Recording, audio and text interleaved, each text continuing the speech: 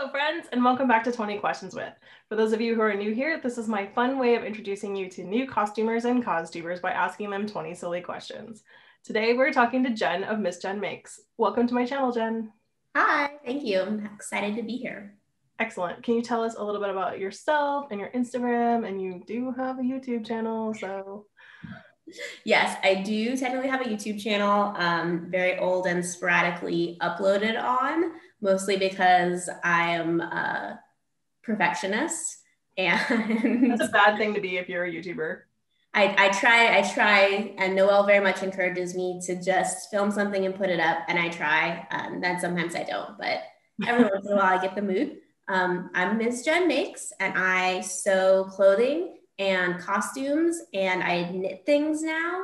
And just in general, I'm very into couture sewing, historical techniques. I've done a lot of Renaissance fair costumes. My next costume will probably be another 1920s dress because that's really fun. And I'm still holding on to the hope that in the 20s sometime there will be some epic 1920s themed parties. It didn't happen in 2020. 2021 could be my year, maybe 2022. Yeah, for sure. I'm sure it'll happen. Like, come on now. It's gotta happen. Yeah, so I just post what I'm doing. I talk through my process a lot. Sometimes I drop tips, especially about fiber content and like some really technical aspects because I'm a textile engineer. And I actually post on TikTok too. Oh, okay. Y'all give me your TikTok thingy and I'll put it in there. I don't have the TikToks, but I will broadcast for you. Same name, same as Jenn Makes, but that's kind of my version of what you do on YouTube is I can like throw out a really short, quick video and feel a little bit less pressure on it. So why do you not also repost those to Instagram so that I can see them? Because TikTok is cringy. I don't know. Well, come on, I need your tips. Like, I have not like stretched my bias tape in months. Like, I feel like how to stretch your bias tape. Actually, one of my more popular ones recently was about bias tape again and curving your bias tape. Put it on Instagram. My most popular one, it has like 50,000. It's like intense. Was me just going through some of my sewing machine feet, and people were like, "There are different feet for your." Put them on Instagram. I will. It has 160,000 views. Okay, yeah, I need that. That needs to be a Reels. I think there's some export feature you guys have for that. Yeah. So the sucky thing is Reels are only 30 seconds. Oh, the other one that you have to put it on. Yeah, IGTV. Yeah, that one. Do that. Because like some of us are old and don't trust the TikToks. Also, I don't really understand the TikToks. Like I subscribed. Abby like tried to walk me through it, and I was like, cool.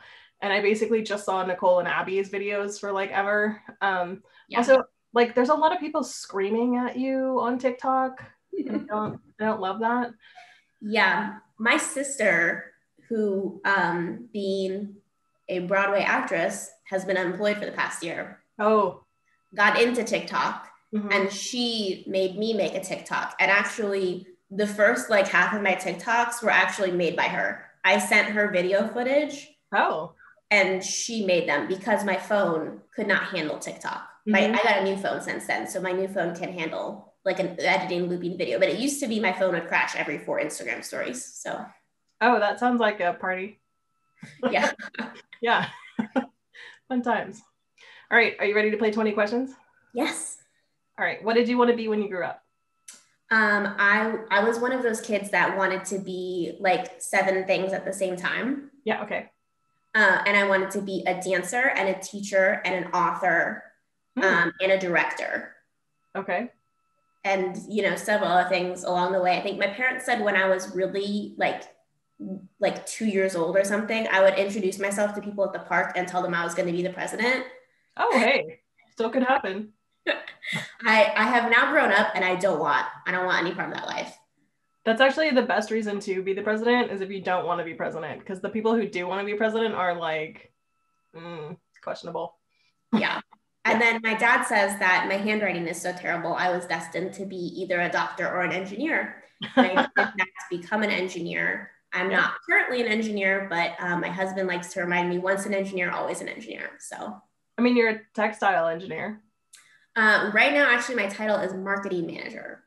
Okay, but like you're still a textile engineer. Yeah, by schooling and by who I am inside. Yeah, like if ever you have some like piece of fabric that you're like KSSO, you can be like picture, and she can be like, oh, that's made of this, and the weave is like that, and you're just like, okay, cool, thanks. What do I do with this? Yeah, I cannot escape it, and it's honestly it's a good thing. Like I studied textiles in school because I love to sew, but I also loved math and science classes, and I literally Googled jobs, chemistry, fashion. Oh, Those three terms, and I found an article that was called "There's Chemistry in Fashion," yeah. and it was about a textile person, kind of bringing advanced fabrics to the fashion world. And then I Googled, the next thing I Googled was textile school. And I found the university that I wound up going to, which had a summer program for high school students. And I went to that program and I learned there is so much more to textiles than just apparel. And I fell in love with the manufacturing and the engineering and problem solving side of things. And that's kind of, I'm still obsessed with it. And I still can't stop talking about it, that's not the case for everyone who is still, years down the road doing what they studied in school. Right. I mean, I'm a politics major and I talk about that all the time, but that's also not my job. So I do not like go off about web design or web production on Instagram ever. Pretty much I'm like, click, click, click, click, click, click. That's my entire day. Right now, I spend a lot of time on Zoom because of pandemic times. But one day, hopefully soon, my job will be continuing to bring textile education to people who work in the industry and working with experts in the industry, a lot of retired professors, and working with people who work for apparel brands and teaching them about that engineering, manufacturing side that I really love so that they can do their jobs better. Kind of in the same way that I talk to people on Instagram, how the background of how their fabric is made impacts how they're using it. So I'm just like really, really steeped in it. That's really awesome. I'm glad that you still have a passion for it. That's great. Yeah. If you could trade places with any other person for a week, famous or not, living or dead, real or fictional, with whom would it be? Would probably be someone who has a lot of money so they don't have to work. I just talked about how much I love my job. Well, I mean, you could still do your job because you like it. I mean, I don't technically have to work, but I choose to work, and I choose to do different kinds of work depending on where I am with my brain right then. So I have major squirrel brain, so I would be probably happier like being able to choose what I do every day, depending on how I'm feeling. But then at the same time, I also thrive in like a more structured environment. So the ability to like, hey, I have to be here at 8 a.m, even if it's I have to be but in this chair in my house at 8 o'clock in the morning. It helps me out a little bit with have structure to my day. So yeah. All right, who's your person? Vanderbilt? Well, they do have a very nice house. I do have a very nice house. Living in the Biltmore would not be the worst thing in the world. It could suck less than that. Yeah, it's pretty gosh darn beautiful. Yeah. But yeah, or I mean, honestly, I'd like to have someone with a good platform that can I wouldn't want to trade places with someone who's like really terrible. And when it comes to those tycoons from the golden age, like Vanderbilts aren't the worst because they definitely did a lot of charity. And especially even in Asheville, like the Vanderbilts that lived in Asheville did a lot of community building. Yeah. So they're not the worst people. They're dead now, except for like Anderson Cooper. So, I mean, he's pretty cool. I'd trade places with Anderson Cooper. I like Anderson Cooper. Yeah. He does whatever he wants. He has a lot of fun. So yeah, Anderson Cooper. Okay. I find it really interesting that no one has ever said, maybe one person has, but no one said a fictional person. Like literally every single person has picked someone from history and the question includes fictional. I'm like, Judy. That was an option. Oh, I didn't even realize that. I changed my answer. I would like to take the place of, okay. So I would say take the place of Jonas Quinn because he does not belong in Stargate SG-1, But he was in the season where Daniel wasn't there. And let's be real, I'm joining SG1. It's so that I can hang out with Daniel and Sam. Gosh, probably Teal. Teal'c is awesome. Yeah, although Teal'c had like a hard life. Yeah. Okay. The one episode where the alien makes them think that they have a fifth member of the team, I would take his place so that I could be a fifth member and not have to get rid of any of the original 4. Okay, that's fair. Yeah. And that is I watched every episode of Stargate SG1 over 10 times. I love SG1. That's a great show. I like all Stargate. I like all Star franchises. Star Trek, Star Wars, Stargate. I'm not picky. I even like non-star. Like I love Sequest. Like, do you remember Sequest? No, I don't. There's this thing called Sequest, and it was like an underwater Star Trek show. Like, that's kind of fun. Also, Atlantis is my least favorite Stargate franchise, so I know that's controversial. I mean, I'm here for Momoa, so Momoa's great, but the problem is Rodney. Yeah, I agree. Rodney's a problem. He is, even just like the sight of him incites so much rage in me, and like I can't believe that Sam gives him the time of day. And so I like, as much as I love Momoa, Rodney completely ruins Atlantis for me. I think I just want to go and look at Momoa. My fictional character, or my character that I would, or person that I would trade places with, 100% Judy Jetson. Like, who did not want to be Judy Jetson? Also, like, did you see the thing where you get to roll out of bed and the thing brushes your teeth, showers you, and dresses you, and you're all good, and you're in your car, and you're like, brrr. Yeah, that's what I'm talking about. Do you know my? Didn't Judy Jetson have like some? Did you watch the Jetsons at all? I did. She had some like Gem and the Holograms like crossover events, and I was into Gem and the Hologram, so yeah, she's cute fashion, cute hair. Yeah, Judy Jetson for sure. Do you know my favorite Stargate Atlantis fun fact though about Jason Momoa? Go. The first season, the dreads are his real hair. After that, they became too heavy and they were causing neck problems for him. So they shaved them off and they turned his actual dreads into a wig that he then wore for the rest of the show. Yeah, that would make sense.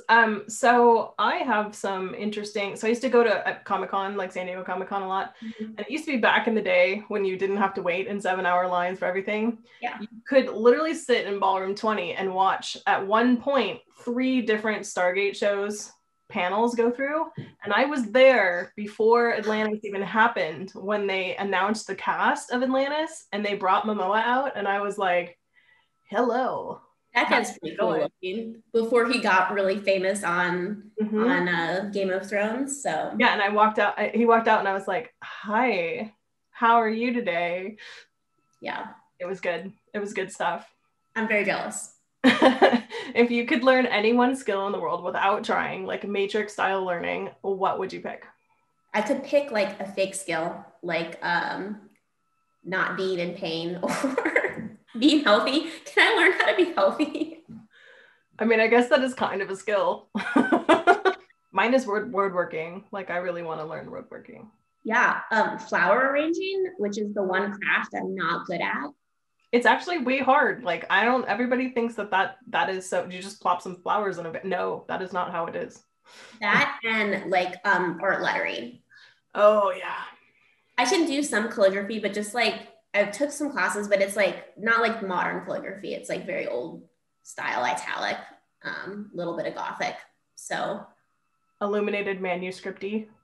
Yeah, something like really fun and flourishy like that. Or even just now, everyone has these modern bouncy styles that are really cute. And I try, and I'm just not very good at it. So one of the crafts, because everyone like looks at me as like, you can do all crafts. And I'm like, no, there are these very specific crafts that cannot do. And I have been part of so many weddings where they're like, we're DIYing our flowers. And I'm like, kill me. I skipped that. I chose to have these really tall, very skinny vases because I wanted everyone to be able to see each other across the table with giant feathers coming out of them and then lights in them. That's cool. It looked like an Art Deco dream. It was amazing. I looked at the prices and like a bridal bouquet is $250. And I was like, well, guess I'm doing flower arranging because I'm also not paying that price. But luckily, our venue, the coordinators will do florals for us. Oh, and it was great. really funny because they told me their floral price for everything I wanted was going to be $1,200. And I said, yes, sold. And my husband was like, wait, no, we gotta like look at these comparisons. I said, no, I know how much florals cost. This is a steal. And I don't have to do it. I'm surprised you're not doing a button bouquet. Yeah, I kind of like, I do really like kind of like very traditional, a little bit more traditional, formal style wedding stuff. So, I mean, my dress is going to be purple, but. Your dress is beautiful. Thank you. Well, the top half of it that I've finished. Yeah, that part's beautiful. And the skirt that's hanging in my closet unsewn. There's one seam. Everyone's like, are you working on your wedding dress? And I'm like, there's only one seam in the skirt. It'll be fine. It's fine. I just don't feel like working on it yet. Yeah. I mean, pandemic hitting when you're about to have a wedding sucks. There's a lot of feelings associated with it. And, there was a lot of hope in the time frame where I was finishing the bodice that like everything was going to be okay in time for the wedding. And then canceling it really sucked. And it's still kind of hitting that it's like actually probably going to happen again. Yeah. And that we need to do stuff. Mm-hmm. Had a 6-month planning meeting and that like happened. And I was like, oh my God, we have to like actually do invitation. Now my family keeps texting me like, is the wedding still happening? And I'm like, yes. And then like, what day? I'm like, I sent you a new save the date. It's the same as that one. Stop asking me these things. Write that down next time. It's the save the date. It's supposed to go on your fridge and you got 2 from us. Yeah. We got ours as a magnet, so it would go on everyone's fridge. I thought about magnets. We wound up doing postcards. Yeah. I mean, like all the ways you can do things are all really cool. It's actually really hard to decide which one you want to do because like there's so many awesome options. It is. And I'm kind of going a more DIY route for the invitations. Mm-hmm. But also like trying to keep it calm because if I was let free, I would have like bought a letterpress and like. Yeah. I mean, watercolored my own buying a letterpress. Like, I would have gone wild. And my husband, knowing my crafting tendencies, has requiring me to like submit a list of all crafts to be pre-approved. That's probably pretty smart. Yeah. You have 2 engineers who, with project management experience. So. Yeah. What incredibly common thing have you never done? Broken a bone. Oh, same. Yeah. Just in general, like have to go to the emergency room for something. You've never been to the emergency room ever? I've been with other people. Okay. But never myself. That's incredible and congratulations. Yeah. I'm kind of a cautious person. Yeah. When someone finds out what you do, what question do they always ask? So it used to be, so you're a fashion designer. I would be like, no. It's usually, so you're a fashion designer, actually, even still now. Mm-hmm. Okay, that makes sense. People can't really dissociate fashion from textiles, even though it's a lot wider than that. And I've never worked in apparel. Do they not own a couch? Like... That's I start explaining things, especially my last job. Everything I made was inside the walls of their house. Oh, okay. Yeah. I'm like, I make products that go under your floors, under the siding of your house, in between your walls, under your roof. Mm-hmm. Like these are all actually textile products. They're under the roads there. Yeah. Mm-hmm. What's something that a lot of people are missing out on because they don't know about it? Okay, so I cheated a little bit because I know some people have never watched other 20s questions. I haven't watched all of them, but I watched my friends. Sure. I loved Addie's answer. Oh, okay. Creating something. So I would add on top of that and say curiosity. Mm-hmm. I think that on top of like being able to have the pride of actually making something with your hands start to finish, which there was like some philosophy that came out along the Industrial Revolution that like humankind overall became sadder. They lost pleasure because they were no longer creating things start to finish. Yeah. And there's a certain amount of pride that comes with seeing a finished product that you made. And if you sit there and make the same part of a machine over and over and over and over again and never create the whole machine yourself, like you lose a lot of good feelings associated with it. And that's kind of like an anti-industrialist standpoint. So totally agree that making something is good. But there's also like this whole thing now where people want to make things, but they don't want to do any effort. They want to be handed everything. They want to have the montage. Yeah. Instructions start to finish for exactly what they want, or they want to make something, but it's the same exact thing that everyone else has made because it's like from a kit. And the joy that comes from discovering something for yourself and like experimenting and messing up and learning from it, I just really think that people could have a lot more curiosity, not just in making stuff, but like as well as in general life. I think, people see something on the internet and then they get mad about it and they don't have the curiosity to go and do some more research behind it and figure out what's actually going on. So in general, I think that people could just be more curious. Yeah, I had a conversation about this actually yesterday because I posted something, an Instagram, let's call it an infographic on my stories. And someone came along and said, well, that's not the whole story, blah, blah, blah, blah, blah. And I'm like, no one thinks that any infographic is the whole story. Like, that's not the point of an infographic. The point of the infographic is to prompt you to go to Wikipedia and look up the rest of it.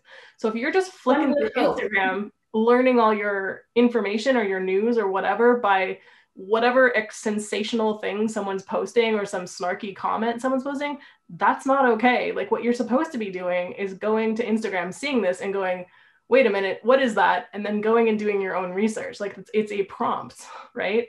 And the person was like, oh, right. I guess this isn't long form. I'm like, it is not long. This is not a blog post. This is a snarky comment that is meant to make you go, what does that mean? And then make you move on and do some research. And they were like, okay, that makes a lot more sense. Unfortunately, a startling percentage of the population gets their news from Facebook and Facebook alone. So yeah, that's why I don't have Facebook. That's one of the myriad of reasons I don't have Facebook. Yeah, I stay off of it. I do technically have one. I don't post on it. I don't go on it. It makes, I hear the word Facebook and I get cringy and like, I don't want it. Get it away from me. I've always done a lot of tailoring. So like the few times I do log on, I don't ever see anything too outlandish. My top trick, it unfortunately doesn't work on Instagram, but on Facebook, if you report every ad as offensive, eventually they stop showing you ads. Yeah, that does not work on Instagram. Trust me, I've tried. Tried. Although they do eventually just start, like they've just given me like all I get are fabric, weird little stapler things that are supposed to be sewing machines. Have you seen those? Those are the worst. Yeah, I kind of want to do a video where I like make something with one of those. Please do. Okay, so TikTok drama, right? There was someone who like jumped into the sewing talk stream, right? Because like TikTok is like algorithm based, so there's like different little groups. So someone like jumped into the sewing TikTok stream because they were like gonna learn how to sew something in a week. That was their channel. Gosh, a profile's thing is like they learned something in a week. Okay. And the sewing machine they had was like a child sewing machine. And it was broken. And they brought it to a sewing machine repair shop. And the repair shop, I don't think was super rude about it, but they were like, is this a toy? And then there was this huge thing. Everyone was like, oh my God, the sewing sphere is so elitist. And if you don't have a $10,000 machine, it's a toy. And if it's made of plastic, it's a toy. And other people were like, no, but that one is a toy. Is an actual toy, yeah. That was another video I've been thinking about doing, is like buying one of those $49 toy sewing machines that literally says for kids on it. Like that one is a toy. It's not meant to work properly. Like, we're not saying you have to buy a $10,000 sewing machine. Yeah.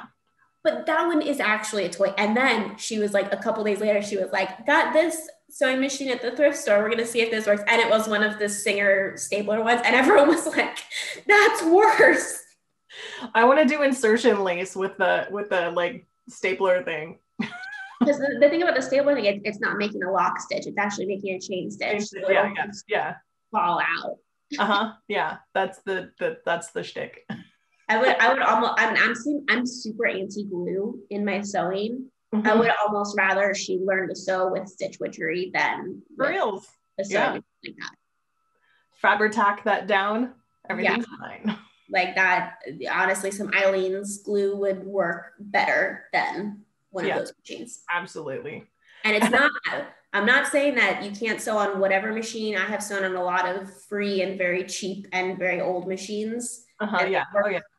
Great. And I'm lucky to have some nice machines now, but I've worked my way up and paid my dues to get there. Yeah, I mean, my first sewing machine that I bought, because my grandma gave me her sewing machine when she was done with it, but I had to buy my own sewing machine, when I first started. I think I paid $100 for it.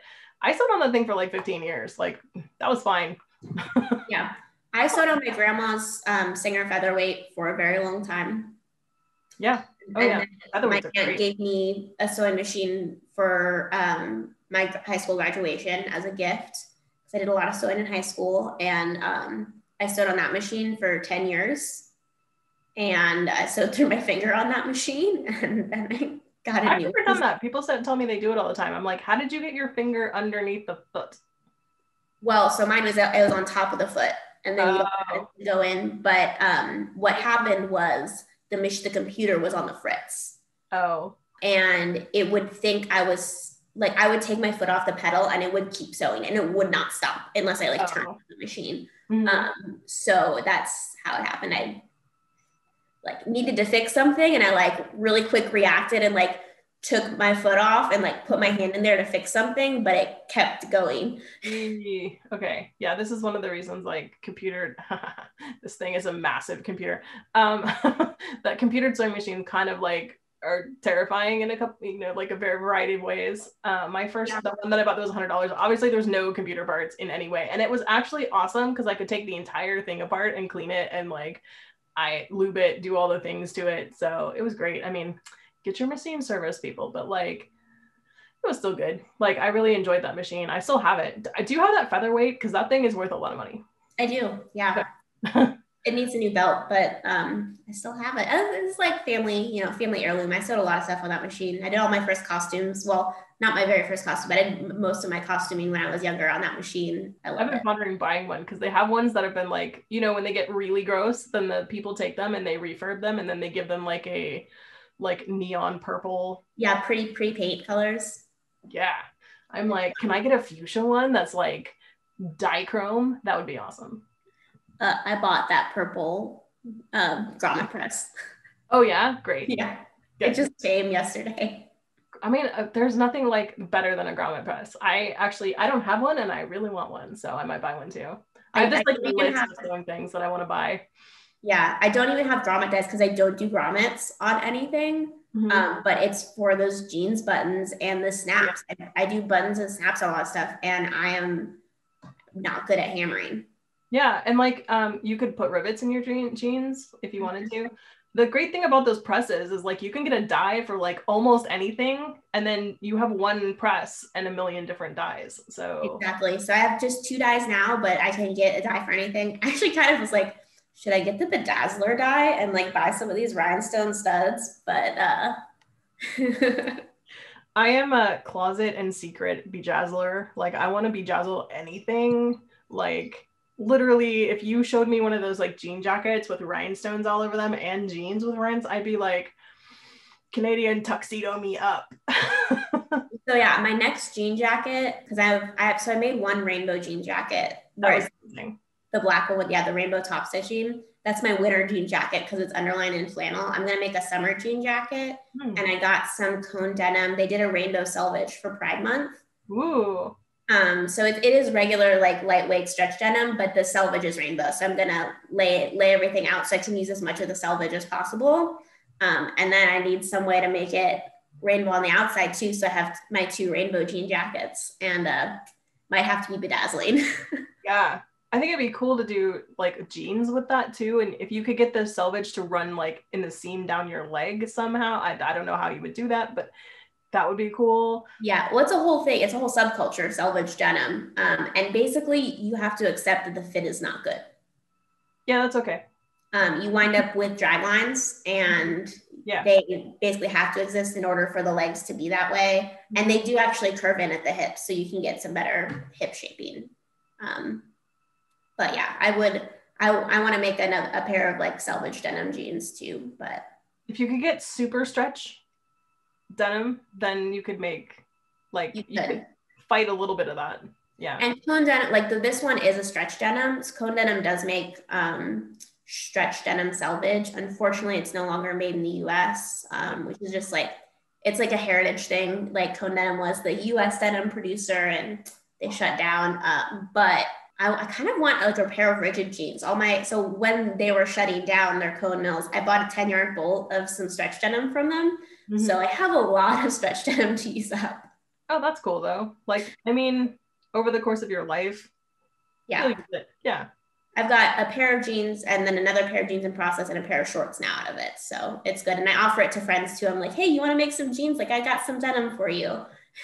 I'm like, I could make one bustle dress out of that. One. A stretch denim bustle dress would be a choice. Amazing. And I would bedazzle the entire thing. Okay, I'm into this now. And also it would be super comfy. Like honestly. Yeah. It'd be really warm, but I think it'd be really cool. Be warm and heavy. Yeah. I mean, my one that I just made is like wool and it's pretty heavy. Like I picked it up the other day and I was like, whoa, that's a lot. So the picture I sent you for the thumbnail, that dress weighs a lot because it's crewel embroidery. So all of the embroidery in that dress is wool. And it's like a really thick cotton base too. So that dress weighs a ton. And then all the pleats that I put in the back of the skirt, I actually wound up needing to sew a waist stay into the dress, which is not historically accurate for the time period, but like I had no way to support the weight of that dress. Yeah. And when I put it on, it's like, I put it on, it's dragging me back and I'm like, waist stay. I think if I did a jean bustle skirt, I'd probably end up like, well, the cage would have to be really strong and I would probably put suspenders underneath it. That would be good. Yeah, like crossback suspenders that were like really like well enforced. I think that'd be amazing. But also you should just make it out of jeans you get from the thrift store so you can have a total Britney moment. Yeah, okay. Yeah. I mean, Victorian bustle Britney Spears. Oh man, I went and saw Britney in concert at Las Vegas. Ooh, that was rough. Like recently? Well, before. I mean, recently, yeah. Like within the last 5 years. When she had her like home show in Las Vegas, she wasn't even bothering to lip sync to half of it. Like there was music going and her mouth was not moving and I was really close. So I was like, you're not singing. Okay, cool. Sad. Yeah. All right, this is a two-parter. What was something that you thought would be easy until you tried it? Flower arranging? Fair enough. Hate to keep bringing it back to that, but yeah. What was something that you thought would be hard until you tried it? So many things. Yeah. Therapy. Oh yeah. Although therapy is kind of rough for some people, especially at the beginning. Like you have to get your groove on, and that first few sessions is like, because you got to like download your entire existence and who you are to the person, and that's like an emotional labor that is rough. Yeah, I had to fill out this really long form before I started seeing mine with like a lot of that info, and it was that was weird. But I mean, just in general, like the process of deciding to go, I mean, it was difficult, but it winds up being like, I guess that wasn't, it wasn't really this insurmountable obstacle. But that's actually one thing I talk about of therapy a lot is just like, I can achieve this is like one of my mantras she's given me, that something seems really, really, really difficult to do, but it's, if I just, take a step in the direction, I can wind up achieving it. So yeah, everything can be broken down into very small, very simple things. Absolutely. Yeah. Just don't look at the big picture. Yeah. I mean, yesterday I picked up a dumbbell, like a barbell for the first time. I never thought I would be able to pick up a barbell. Oh, that's awesome. And I deadlifted it, and it had 2 10-pound weights on it. So it even weighed more than a barbell. And that's like 60 total. So barbell's 40, right? 65. Yeah. Yeah. So I never thought I'd be able to do that. And there was a lot of like layered, like back in high school gym class, and like, you know, the girls can't use that barbell. Like they have to use the girl barbell, which is 15. And like, just, you know, like a lot of memories came up when I was like, wow, I can't believe I picked that up. Like, yeah, that's awesome. That's really great. Yeah. So in a related question, what would you do if you knew that you could not fail? Win the lottery. That is a fair answer. Yeah. Mm-hmm. That is one of my standard go-tos also. Like, I'm kind of like anti-gambling. Like I don't participate in it. Even like the stock market, that you investing in like index stocks. Like I know like day trading and, you know, Wall Street bets is very much gambling, but even index funds, I'm like, I do index funds, but even they make me very nervous. So although nervous. I've made a boat ton of money, so I'm like, okay, this seems all right. What 2020 was like really good for index funds, and it's horrifying. And my husband is like really into the stock market, and he continues to tell me like the stock market and the economy have never truly been linked. Like it's a, you know, it's a fallacy, and all this other stuff. But still, I just like see stuff going on, and the housing market is so crazy right now, and I'm like, it's gonna burst. It's a bubble. I don't want to get involved. And he's like, you know, and he tries to talk me down, but that all makes me nervous. Housing market and the economy are also not actually linked. That's a lie too. Yeah. So, but I don't gamble. I don't buy lottery tickets. I don't do scratch offs. I went to a casino once with, you know, my boss at a company, you know, brought me out for company dinner, and I was just kind of like, when can we leave? Mm-hmm. I feel like that when I have a 24-hour Las Vegas rule where I cannot be in Las Vegas for more than 24 hours. Usually I arrive, I go to a schmancy dinner, I go to a schmancy show, I sleep, and I get back on a plane and I book it, because like I don't want any part of any of that. Yeah. And also the place in itself gives me this like vibe that makes me kind of cranky. And I get crankier as I go. And like, no one wants a cranky Noelle. Like you want a well-fed, well-showed Noelle to get back on a plane and be like, that was fun.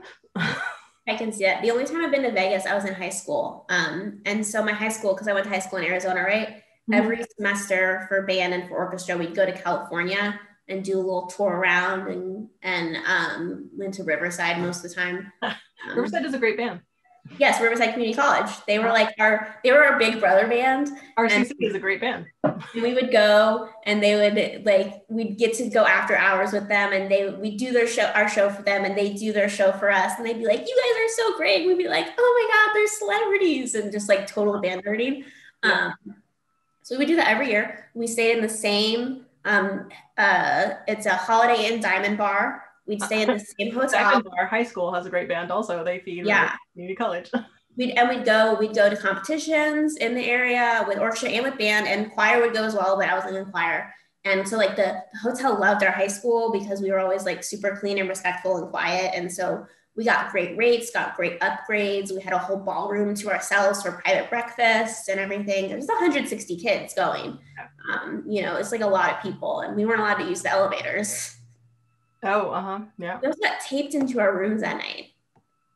So that they could tell if you left? Yeah. Yeah.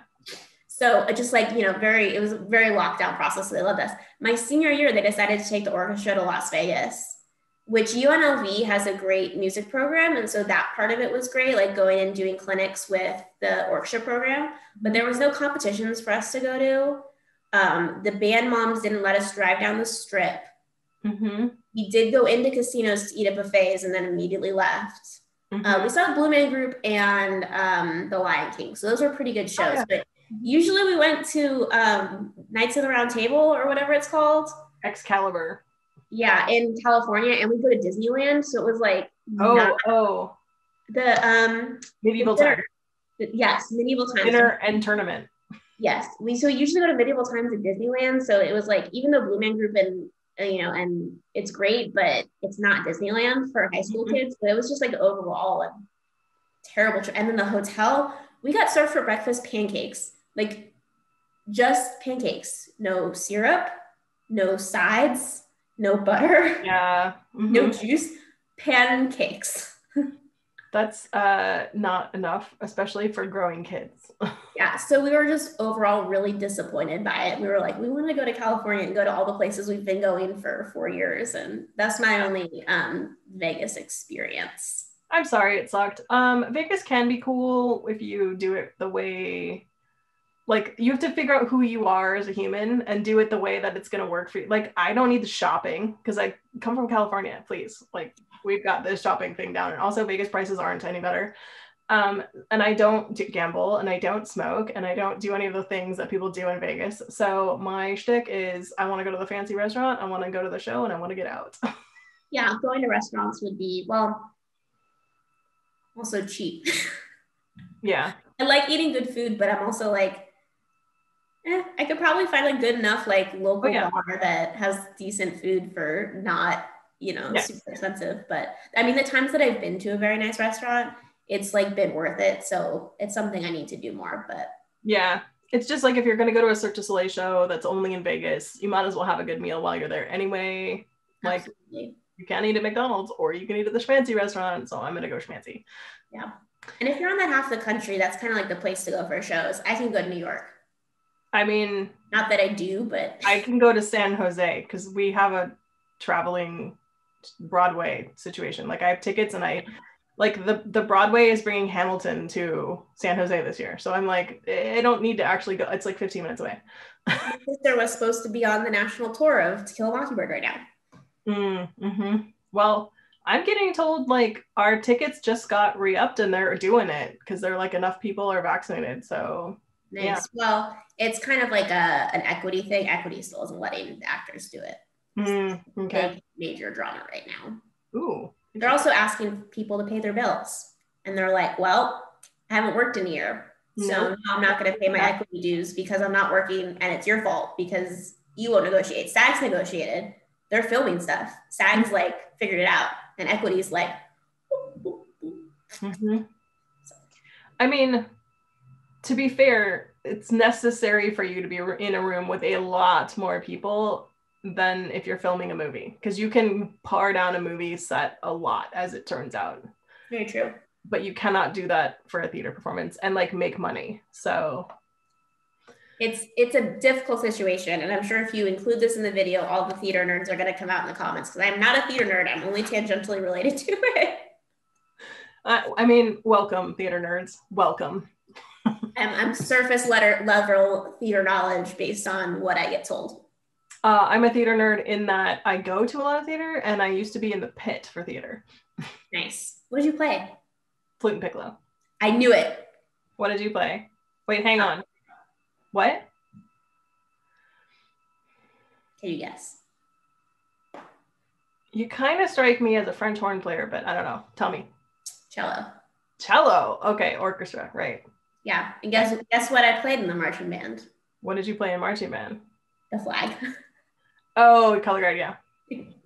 I considered doing color guard second semester, because you could be in band first semester, and second semester you could go do independent color guard. Yeah. Like, I practiced and I got pretty good at it, but yeah, it was a lot. I had a lot of things going on because I was in like all APIB, and I was in Model United Nations, like that, and I was in like debate, and like my mom was like, why don't you just calm down a little bit? We would have been friends in high school. I took a class before school started. It was called 8 Hour. I took a class after school started. It was called 8 Hour. And I took a class during lunch, because my school, like some schools, lunch is a shorter period, but my school lunch was just another class period. Oh, that's interesting. You could eat, lunch was either fourth or fifth period. So you could just choose to take both a fourth period and a fifth period class and just not do lunch. All right. How superstitious are you? Very little. Very little. Okay. Yeah, I generally don't. I mean, I like knock wood sometimes if I say something, but it tends to feed into my anxiety. Mm-hmm. And I tend to be a person who like gets very convinced that like everything's going wrong and something really bad is going to happen. So I tend to not hold to any of the like traditional superstitions because I know that it would just make me that much worse. Do you believe in ghosts or anything like that? No. Okay. If a movie was made of your life, what genre would it be and who would play you? I was like your answer of absurdist comedy, or probably it'd be like some like swoopy romance, like just kind of like, but one that doesn't take itself too seriously. Like I like it when they're like, we're here to make fun of this genre. Yeah. And be like very aware of that. And then you said who would play me? Yeah. Anne Hathaway. Anne Hathaway. Okay. I love her. I picked Anna Kendrick for you. Ooh, I like her a lot too. Very big fan of her. Yeah. I think she like has your vibe. Yeah. I'm like Princess Diaries is my comfort movie. Yeah. I just adore Anne Hathaway. Yeah, she's cool. If you could live anywhere in the world for a year, where would it be? Florence. Okay, why? I just love it there. It's like, I'm not a super big city girl. Like I like to go visit New York, but I would hate to live there. Yeah. But like, so Florence is like just the right size of like, and it has so much interesting history. Like the history of Florence is the history of Italy. Like Italy was born in Florence. And like, so there's just like so much history there. And of course, I just love Italy in general, the food and everything. So we got to visit in 2019 and it was just, it was above 100 degrees every day. My husband was pretty miserable, but I just absolutely adored it. And I would go back in a heartbeat. Florence is really great. If you could commit any crime in the world and get away with it, what would you choose and why? I'm one of those people that would say I'd do a crime to cause a greater good. Like I'd go and hostile take over the big banks and break them up. Find that the Koch brothers and dismantle their organization. I know one of them's dead, but just dismantle what they've done to the world. Yeah, it's kind of one of those like definitely something busting up a big organization like that that's just like ruining things. Is that a crime though? I don't think that's a crime. It'd be some white collar crime. I mean, I'd go and maybe like do a lot of embezzlement. Oh, you try to get them in trouble. Okay. Like white collar espionage. But make it really obvious.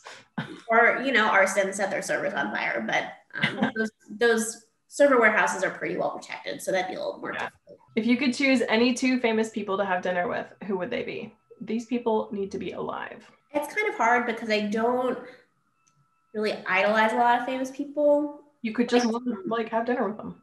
Yeah, like I think Elizabeth Warren's pretty awesome. Yep. I adore her. Can I do Elizabeth Warren and AOC? That'd be pretty neat. Oh yeah. They'd just have like a lot of interesting thoughts to talk about, I'm sure. That would be the snarkiest dinner ever. Yeah. Yeah, for sure. Powerful woman, have some fun. If you could have a personal assistant, what would you have them do? Clean. That's called a maid. But yes. Yep. Bills.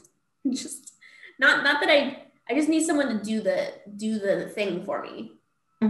Click the button. That's really hard for me for some reason. So I've made mine automated and it's fantastic. And automation helps me a lot. And now it's better. I automate it to be paid by my credit card, and then I've automated my credit card to get paid off, so I get points. We do as much of that as we can. My work credit card, and I don't know if it's because it's a corporate card, it doesn't have an auto pay option. And I also have to pay my work credit card myself. That's weird. It's a whole thing. But we now have an administrative assistant in my group, which is fantastic because if I give her the receipt, she files my reimbursements for me. Oh, that's great. And I'm just like, I love you. Thank you. Yeah. If I had to pay my own work credit card, I wouldn't put it on my work credit card. I'd put it on my home credit card, get the points, and then reimburse me. And the other week, my husband was like, "You spent how much at Staples, and why didn't that get put on our credit card for points?" But I think it's easier to have it separate. And actually, the corporate card has some nice features. I can like upload receipts to the account for the transactions, and then it prints everything off. My work doesn't just need the receipt; they also need the proof that my credit card paid for the receipt, even though the numbers are on the receipt. Okay, cool. Government, like I said, they need a lot of documentation. Yeah. What is your favorite section in the grocery store and why? The ice cream section. Okay. Because I am dairy-free, and they are always coming out with new and exciting dairy-free ice cream. So there's always something new and exciting to try. And I also really love ice cream. My favorite, I gotta hype it up, Talenti, which is, just in general is fantastic for sorbet. They have a coffee sorbet that is not vegan, but it is dairy-free. Oh. It has eggs in it. And when I make my own ice cream, I make egg ice cream. I make a custard-based ice cream. It just doesn't have dairy in it. I substitute the cream with coconut and cashew. But because like the egg yolk has so much fat in it, it really adds back a lot of the mouthfeel to get like an actually creamy ice cream. And so there's this coffee sorbet that Talenti makes that is not vegan, but it's dairy free, and it is. Does it taste like eggs? No. Interesting. It's a lot of the egg flavors in the egg white, actually. Egg yolk doesn't have very much flavor, and I use egg yolks for a lot of stuff. I put egg yolks in my mashed potatoes. I eat hard-boiled eggs a lot because like they're super fast and easy. We call them pocket egg. Yeah. And I find the exact opposite. Like the outside doesn't taste like much and the yolk has all the flavor. Yeah, that can happen, I think, when you're hard boiling it. But in this case, it's more of the custard, slow cooking. So I think it doesn't bring out as much as the sulfur compounds. But I just can think of like an angel food cake can taste really eggy. And that's egg whites. I've never experienced that. Interesting. I will have to pay attention to the egginess of my angel food cake. My husband doesn't like angel food cake, which I think is wrong as a like humanitarian problem. So I'm like, so I don't get it very often, but I will check it out next time. Yeah, my grandma always made pound cake, so I never ate a lot of angel food cake growing up. We were a pound cake family. Oh, my grandma was like Depression era, and apparently during the Depression you made angel food cake, and then especially coming from California, you would basically just take strawberries and put it on there. It wasn't like strawberry shortcake, it was just like angel food cake with some strawberries, and maybe if you were lucky, she would mix the strawberries with a little bit of sugar and then leave that to like make some glue. Yeah, that's classic. Yeah, so I had that a lot growing up. I've had angel food cake a lot recently because people are like, "Oh, Jen's dairy free. I'll make an angel food cake because it's naturally dairy free." Is it? I've always eaten it out of a box. I had no idea. It's pretty much just, it's egg whites and flour and sugar. Oh, so it's basically like meringue, but with flour. Yeah. Oh man, do I love meringue. Harkening to a later question, does that make it macaroon? I mean, no, because flour? Well, so some people say that macaroons are any mixture of nut and meringue. And so if you use like an almond flour to make an angel food cake, would that then be a macaroon? Maybe. I don't consider macaroons as a giant category, though, I think is the difference. Yeah, this argument was to say that the American macaroon and the French macaroon are essentially, they're both macaroon. It's not one's macaroon and one's macaron. They're both the same thing because they're both egg white and nuts. It's just one is egg white and almonds flour, and then the other one is egg white and coconut. And that's like the American version, but it harkens back to the same core idea. Huh. Yeah, I guess that's true. Which song has the ability to cheer you up? Probably a lot of songs. Anything by the Hush Sound. Okay. Which was like my band in high school. Everyone has like that band in high school. Yeah. They were my band, so they just make me happy. If given the option to time travel to your past and give yourself a one-sentence piece of advice, what age would you choose to go to, and what would you say? You can also choose not to go. No one's ever chosen not to go. I might choose not to go. Childhood trauma makes that question like a kind of, kind of it's a minefield. But I mean, I can also give the Reddit or mail answer. I'd go back and tell myself to invest in Bitcoin because I had some money when I was younger that I didn't know what to do with properly from an inheritance type situation. And I could have done better with it. Okay, Bitcoin is stupid though, because you don't like gambling. Like I would go with Apple. Yeah, but I would have told myself to basically, do something with it. Yeah. Do something with it to set myself up more instead of just use it to exist and let it, melt. It helped me not have, loans and stuff, but I could have been smarter about using it. There's definitely friends I lend money to and let them get away with not paying me back and stuff like that. So I don't lend money. I only give money. If I give you money, it is yours. You do not have to pay me back. And if you pay me back, that's cool. And I will just take the money back from you. But like, I have a hard and fast rule about that because the second you start expecting people to pay you back, you might lose your friend. Yeah. And it's more, I like treating my friends. I like buying my friends dinner or giving them gifts and stuff. And I'd probably let myself be taken advantage of by some people. Yeah.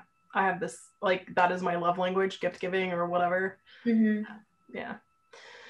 If you could meet any historical figure and ask them only one question, who would it be and what would you ask? I probably need to know more, but I would want to solve like a historical mystery. Okay. But like don't know enough to know the right thing. Like, can I find a librarian from the Library of Alexandria and be like, yeah, what's the most important thing in here? No, because that's 2 steps of fantastical thinking and you can only do 1 step. So you have to know what you want to ask right now. Yeah, I'd ask what's the most important, can I read the most important book in here? Okay, then you can do that. You just can't do anything about reading that book. Can I, well, I guess I need to, well, if I'm going back and communicating with someone, I probably can just magically speak their language, right? Yeah. So yeah, I'd ask, can I read the most important book in here? Oh, that's a good answer.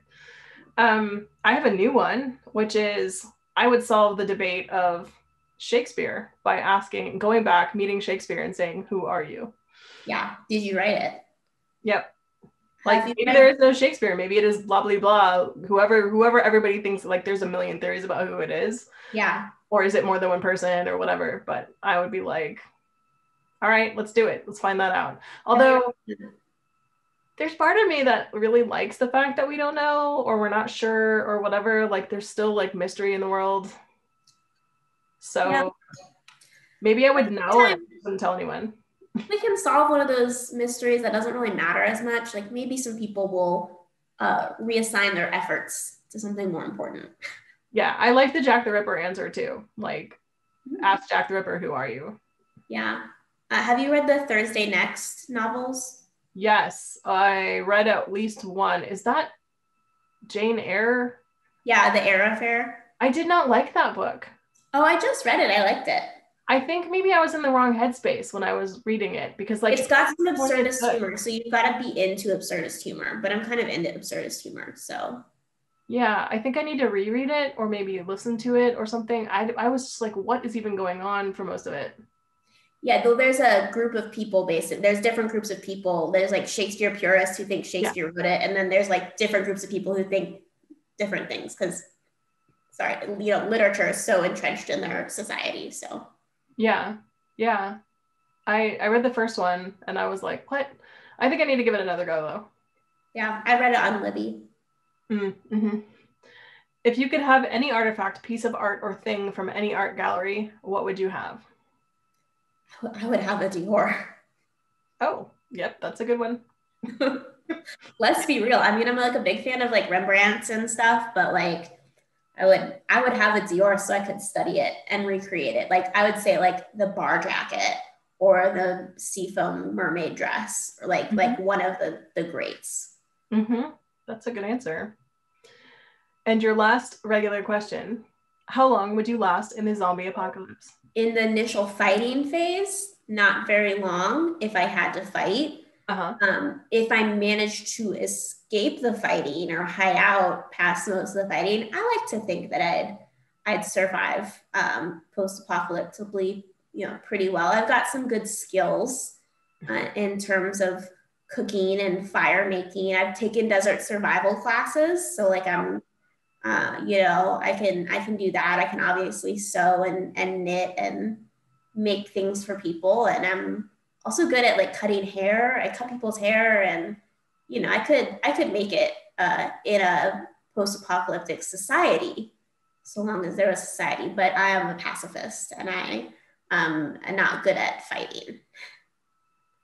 Are you a pacifist against zombies? I don't believe in weapons. Okay, but it's zombies. Yeah, I do. But like, I mean, you have the question about what would you grab? Like, we don't even have any weapons in the house. Except for my color guard saber. You have plenty of weapons in the house. I'm sure you have wrenches and nail guns and all sorts of random things that are weapons. Yeah, we have a crowbar, so that's like the closest weapon to a weapon. But yeah, I mean, I got put one time when I was a camp counselor. I got put on teaching the paintball course for one of the sessions, and I was like, I don't believe in giving these children guns. That's how I would be. I'd be like, no, I'm a gun person. I'm the handcrafts teacher. Yeah. How are you? Can we make birdhouses out of popsicle sticks or something? Because like, nuh-uh, it's the gun. I'm here to teach people how to make friendship bracelets and also to lead the pool Quidditch tournament. That's it. Right. Yeah. All right. Are you ready for the super controversial bonus question? I am. Is a hot dog a sandwich, and why? Yes. Okay. Because I am both ideas anarchist, okay, as well as inclusive. You know what? Okay. If my stepmom asks if I want a sandwich for lunch, do I think of a hot dog? No. Mm-hmm. But do I think of my favorite sandwich, which is a BLT? Also no, because it's probably just too much effort, for what she's offering. So in that most basic, a hot dog doesn't immediately come to mind. But if a hot dog wants to be a sandwich, who am I to tell it no? Okay, that's fair. And I also believe a quesadilla is a grilled cheese. Yeah. Mm-hmm. And, there's the tea and soup. When you're in the bath, are you tea or are you soup? Mm-hmm. Is there vegetables? I think it depends on whether or not you're being consumed or strained out. Oh, I think it depends on whether or not there's vegetables in the water. If there's vegetables, then you're soup or noodles. Noodles. Well, yeah, there's a lot of different types of soups out there, but I think that in general, you don't have chunky tea, but you have chunky soup. I've had chunky tea. In China, they have chunky tea. They have this stuff called fruit tree tea, which is technically not tea, it's a tincture, but I'm going to put it in the giant category of tea. Yeah. Well, and there are chunks in that. Technically, tea is a plant, and all, white, green, black tea is the same plant, but then there's chamomile, and, those are technically not teas. They're steeped beverages, but you know what? It's a tea. Yeah, I think we just need to be inclusive, and language doesn't have to be, like, I'm a recovering grammar Nazi. I don't think that like, obviously there are some things that are important, but I also think that we have to realize that language evolves. Yep. And we have to keep up with the colloquial. Yep. So I think that if a hot dog wants to be a sandwich, it can be a sandwich. I agree with that. I do not agree that a hot dog can be a taco, though. I'm right out on that one. I mean, I'm here for it. Maybe I want some lime on my hot dog. That does sound good, and yet still no. I'm team lime on everything. Yeah, 100%. I am also team lime on everything, especially on my gin. Yes, actually. I put lime on corn, lime on chips. Like, yeah, anything, like basically anything. All right, thank you for joining me today, Jenn. I will leave a list of Jenn's accounts, including her TikTok, down below so that you can go check her out and show her some love and learn some couture sewing techniques. If you like this video, please do give it a thumbs up and leave me a comment down below about what you guys are up to, and I will see you soon with another video. Bye, guys.